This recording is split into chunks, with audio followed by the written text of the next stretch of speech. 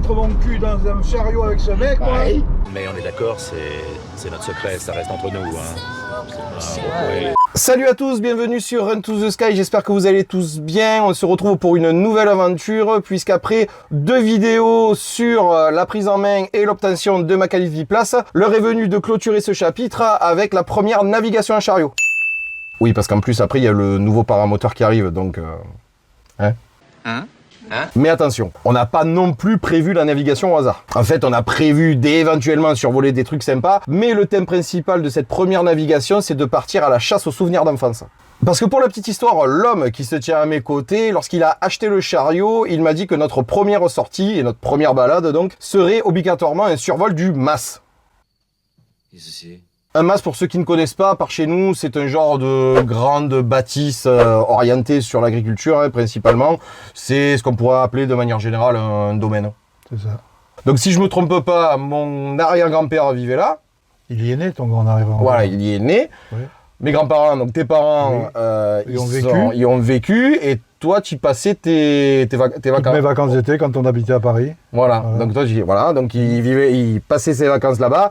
Et pour moi, de manière à peu près similaire, puisque de toute façon, on allait là-bas lors des grands rassemblements de famille. Voilà, on y allait pour Noël, pour Pâques, pour des anniversaires, bref, pour des beaux événements familiaux. Et surtout pour la bouffe. Et surtout pour la bouffe.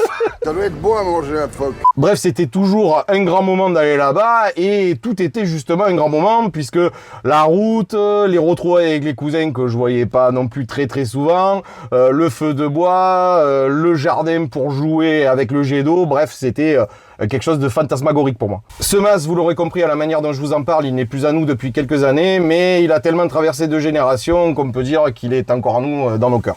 Exactement. Donc aujourd'hui, on aimerait partager avec vous cette première navigation autour d'un petit pèlerinage familial. Alors comme d'hab, on lance le générique et on décolle tous les 3. Lui, moi et toi.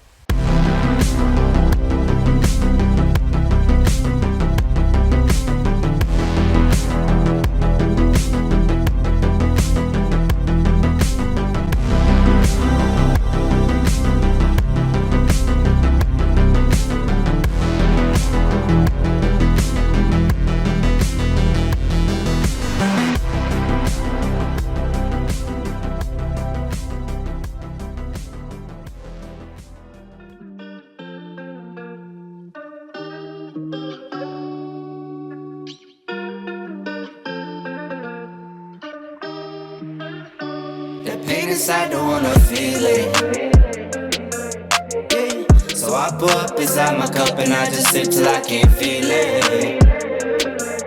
Ooh. I know it won't solve my problem, but I know it makes a difference.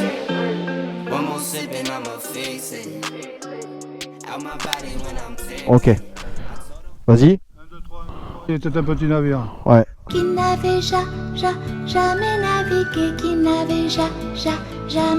Allez, installez-vous, cher monsieur. Attends 2 secondes, tu me tiens ça, s'il te plaît? Ouais.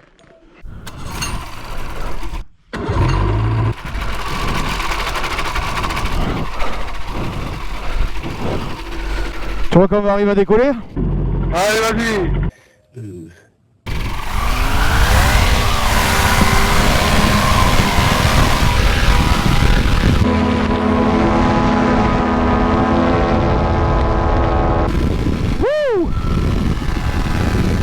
Nickel. On va faire un tour.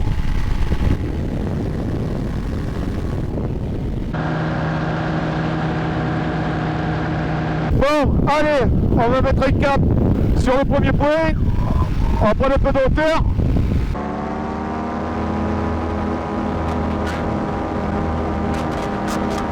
Tu m'étonnes.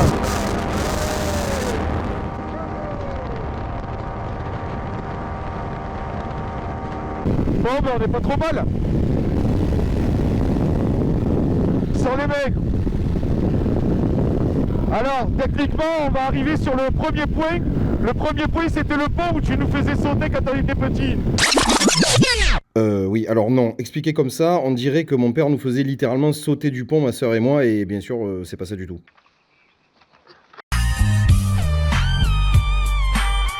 Ça se voit pas d'ici, mais ce pont est un peu cassant à son sommet et notre jeu préféré, c'était de compter jusqu'à 3 de façon à ce qu'arrivé au chiffre 3, on soit au sommet du pont. À ce moment-là, si on avait le bon timing, on poussait un peu sur nos jambes et cette petite impulsion combinée à la vitesse de la voiture nous faisait décoller de nos sièges et cogner la tête au plafond, ça nous faisait marrer comme des dingues. Voilà, comme ça c'est plus clair. On vient de prendre un pétard, t'as vu? Et le voilà, ce petit pont. Allez, papa. Hey.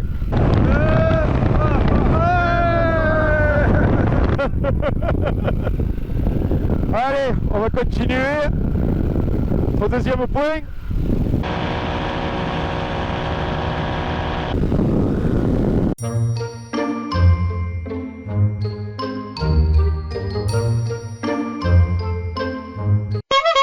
Alors ce fameux deuxième point, c'est tout simplement le masque qu'on s'amuse à tenter de trouver en s'appuyant uniquement sur nos souvenirs. Comme vous pouvez le voir, mon père essaye de retracer le chemin avec moi en s'appuyant sur la route qu'on a juste en dessous. On galère un peu parce que vu d'en haut, bien sûr, tout est différent. Et soudain... Il est là, oui.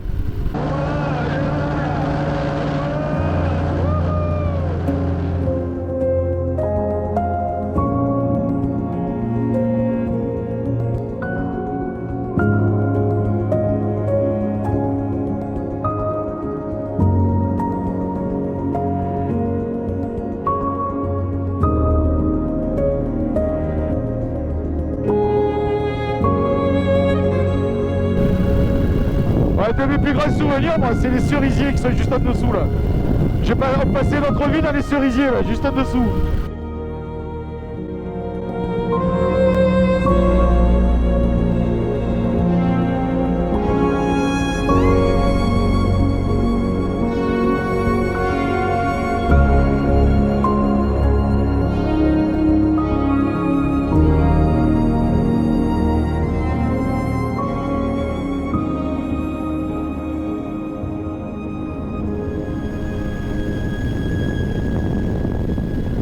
Ça y est, tu l'as vu? Tu as réalisé ton objectif? Allez, on poursuit le périple là. Alors, regarde en face, juste à gauche, tu as le palais des papes à Avignon, regarde.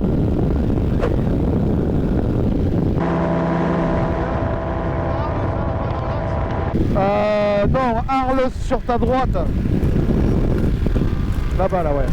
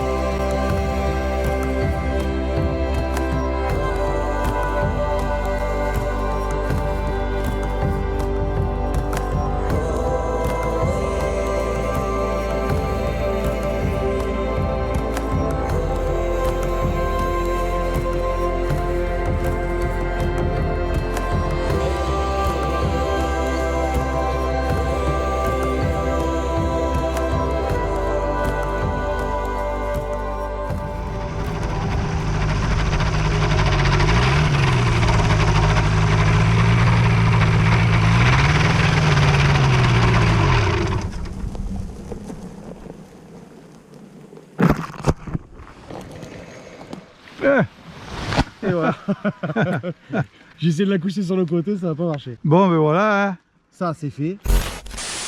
Chap, et oui, ça c'est fait, on est de retour à la maison et avant de clôturer cette vidéo, j'aimerais faire une petite confession. Tout d'abord, si vous avez aimé cette vidéo, vous savez quoi faire, lâchez-lui un petit pouce bleu de derrière les fagots, ça me fait toujours super plaisir. Si vous avez des questions, que ce soit sur la chaîne, sur le paramoteur en général, sur le chariot ou même sur cette navigation qu'on vient de réaliser, eh bien l'espace commentaire situé juste en dessous est fait pour vous. Et si le cœur vous en dit et que ce n'est pas déjà fait, vous pouvez non seulement vous abonner à Run to the Sky sur YouTube, mais également me suivre sur Twitter, Facebook et Instagram pour vous tenir au courant de l'actualité de la chaîne et de la sortie de mes prochaines vidéos. Voilà, ça c'est fait, les confessions maintenant. On peut respirer, on va crever. Cette vidéo, comme je vous disais juste avant, j'espère qu'elle vous aura plu. Ceux qui me suivent depuis un petit moment savent à quel point j'aime bien que les choses soient bien cadrées pour vous proposer le meilleur contenu possible. Mais je dois avouer que pour celle-là précisément, j'ai un peu mis la technique de côté afin de savourer pleinement ce moment de vol avec mon père. Et je vous explique pourquoi. Pour moi, dans la vie et dans une relation normale entre un père et un fils, il y a un moment d'équilibre. Ce moment où, alors que le père a toujours apporté du rêve à son fils, c'est au tour du fils d'apporter du rêve au père. Et j'étais sûr en préparant ce vol que pour la première fois de ma vie en tant que fils, j'allais avoir l'occasion d'apporter du rêve à mon père. Et je voulais surtout pas la louper. Alors soyons honnêtes, mon père et moi, on n'a jamais eu une relation très câlin-câlin.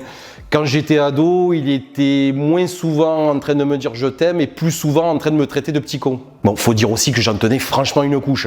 Vous feriez quoi avec ça, vous? Un champion du monde. Donc autant vous dire les mecs que ce genre de message à cœur ouvert, c'est pas vraiment une tradition familiale. Voilà papa, quand tu verras ce message, tu sais à quel point je mets tout mon cœur dans la création de mes vidéos et j'aimerais particulièrement te dédier celle-là parce que c'est celle de notre premier vol, de notre première navigation et de notre première aventure ensemble. Et comme maintenant elle est sur internet, eh bien j'aime à croire qu'elle sera éternelle. Donc aujourd'hui, ne m'en voulez pas, mais plutôt que de l'habituel voler et vous saurez pourquoi les oiseaux chantent, je m'en tiendrai juste à un « Je t'aime l'ancien ». Salut! Zoup.